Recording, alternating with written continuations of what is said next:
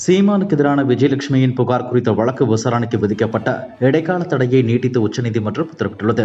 சீமானின் மேல்முறையீடு மனுவுக்கு பதிலளிக்க தமிழக அரசுக்கும் நடிகைக்கும் உத்தரவிட்டு ஜூலை 31ஆம் தேதிக்கு வழக்கு விசாரணை தள்ளி வைக்கப்பட்டுள்ளது. திமுக அரசால் தொடர் படுகொலைகளை தடுக்க முடியவில்லை, குற்றவாளிகளையும் கைது செய்ய முடியவில்லை. இனியும் முதலமைச்சர் இதனை மூடி மறைக்க முயன்றால் தமிழகத்தின் பொதுமக்கள் பாதுகாப்பிற்கு எந்தவித உறுதியும் இல்லை என்று பாஜக முன்னாள் மாநில தலைவர் அண்ணாமலை தெரிவித்துள்ளார். ஈரோடு மாவட்டம் சிவகிரி அருகே தோட்டத்து வீட்டில் தனியாக வசித்து வந்த வயதான தம்பதியினர் படுகொலை செய்யப்பட்டுள்ளது மிகவும் அதிர்ச்சி அளிக்கிறது. தனியாக வசித்து வருபவர்களை குறிவைத்து தொடர்ந்து கொலை சம்பவங்கள் நடைபெறுகின்றன. கடந்த 2023ஆம் ஆண்டும் பல்லடம் பகுதியில் ஒரே குடும்பத்தில் 4 பேர் வெட்டி கொல்லப்பட்ட சம்பவம் நடந்தது. கடந்த 2024ஆம் ஆண்டு நவம்பர் மாதம் திருப்பூர் மாவட்டம் சேமலை கவுண்டம்பாளையத்தில் தாய் தந்தை மகன் என 3 பேர் கொலை செய்யப்பட்டனர். அனைத்து கொலைகளுமே சுமார் 50 கிலோமீட்டர் சுற்றளவில் தான் நடைபெறுகின்றன. ஆனால் இதுவரை ஒரு குற்றவாளி கூட கைது செய்யப்படவில்லை. தமிழக காவல்துறை செயலிழந்து போய்விட்டதா என்ன? பொதுமக்கள் மிகவும் அச்சத்தில் ஆழ்ந்திருக்கிறார்கள்.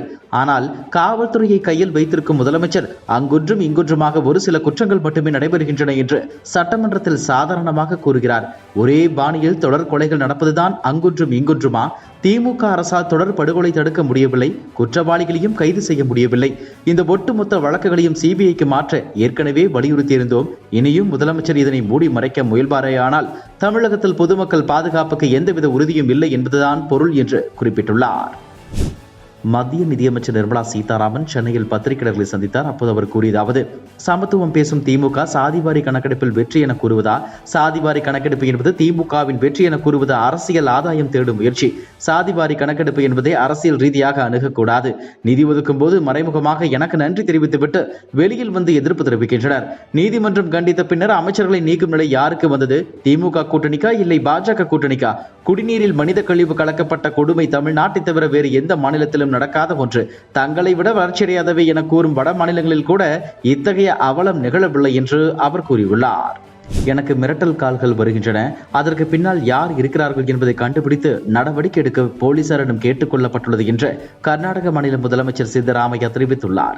இது தொடர்பாக சித்தராமையா கூறியதாவது: எனக்கு கொலை மிரட்டல் உள்ளிட்ட மிரட்டல் அழைப்புகள் வந்துள்ளது. என்ன செய்வது? காவல்துறைக்கு தகவல் தெரிவித்துள்ளோம். இந்த மிரட்டல்களுக்கு பின்னால் யார் இருக்கிறார்கள் என்பதை கண்டுபிடித்து அவர்கள் மீது நடவடிக்கை எடுக்க காவல்துறையிடம் கேட்டுக் கொள்ளப்பட்டுள்ளது. ரவுடி சுகாஷ் செட்டி கொலை வழக்கில் குற்றவாளிகளை பிடிக்க காவல்துறைக்கு உத்தரவிடப்பட்டுள்ளது.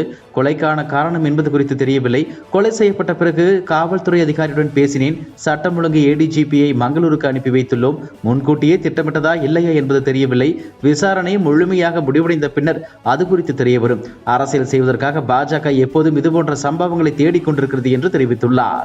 ஓய்வு பெற்ற ஐஏஎஸ் அதிகாரி சகாயம் நாமக்கல், மதுரை மாவட்டங்களில் கலெக்டராகவும் தமிழகத்தின் பல்வேறு துறைகளில் உயர் அதிகாரியாகவும் பணியாற்றியவர். அவர் ஹைகோர்ட் உத்தரவுப்படி சட்ட ஆணையராக பணியாற்றி கிரானைட் குவாரியில் நடந்த மாபெரும் ஊழலை வெளியில் கொண்டு வந்தார். இது தொடர்பான வழக்கு விசாரணைக்கு அவர் சாட்சியம் அளிக்க மதுரை கோர்ட்டில் ஆஜராகவில்லை. இதுபற்றி சிறப்பு அரசு வக்கீலுக்கு அவர் அனுப்பியுள்ள கடிதத்தில் பாதுகாப்பு அச்சுறுத்தல் இருப்பதால் மதுரை கோர்ட்டில் ஆஜராக வர வாய்ப்பில்லை. எனக்கு மாநில அரசு வழங்கி வந்த பாதுகாப்பு விலக்கிக் கொள்ளப்பட்டு விட்டது. என் உயிருக்கு அச்சுறுத்தல் உள்ளது என்று தெரிவித்துள்ளார். பாதுகாப்பு விலக்கிக் கொள்ளப்பட்டது தவறானது, முறையற்றது.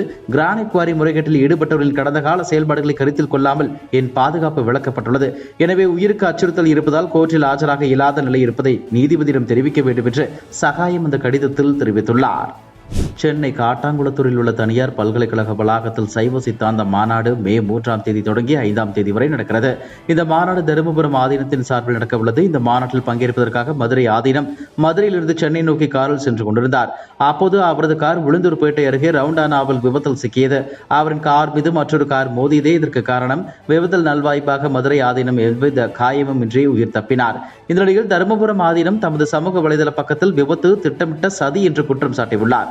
அவர் தமது எக்ஸ் வலைதள பக்கத்தில் கூறியுள்ளதாவது: சென்னை வந்து கொண்டிருந்த மதுரை ஆதீனம் ஸ்ரீ மகா சன்னிதானம் காரினை பின்னே வந்த காரில் மோதியுள்ளார். இது திட்டமிட்ட சதியாக தெரிகிறது. இறை அருளால் ஆதீன கர்த்தர் உயிர் தப்பினார். காருக்கு சேதமாயிற்று என்ற விவரமறிந்த குருமணிகள் மதுரை ஆதீனத்துடன் தொடர்பு கொண்டு பேசி நலம் விசாரித்தனர் என்று குறிப்பிட்டுள்ளார். சென்னை ராயப்பேட்டையில் நடைபெற்று வரும் அதிமுக செயற்குழு கூட்டத்தில் 16 தீர்மானங்கள் நிறைவேற்றப்பட்டுள்ளது. மெகா கூட்டணியை அமைக்க வியூகம் வகுக்கும் இபிஎஸ்ஐ பாராட்டி தீர்மானம் நிறைவேற்றம். பகல்காம் தாக்குதலில் உயிரிழந்தவர்களுக்கு அஞ்சலி தெரிவித்த அதிமுக கூட்டத்தில் தீர்மானம் நிறைவேற்றியுள்ளனர். சாதிவாரி கணக்கெடுப்பு நடத்த அனுமதி அளித்த மத்திய அரசை பாராட்டி தீர்மானம் உள்ளிட்ட 16 தீர்மானங்களை நிறைவேற்றியுள்ளது. இதுபோன்ற செய்திகளை மேலும் தெரிந்து கொள்ள எங்களது யூடியூப், ஃபேஸ்புக் மற்றும் ட்விட்டர் ஆப்களை சப்ஸ்கிரைப் செய்யவும்.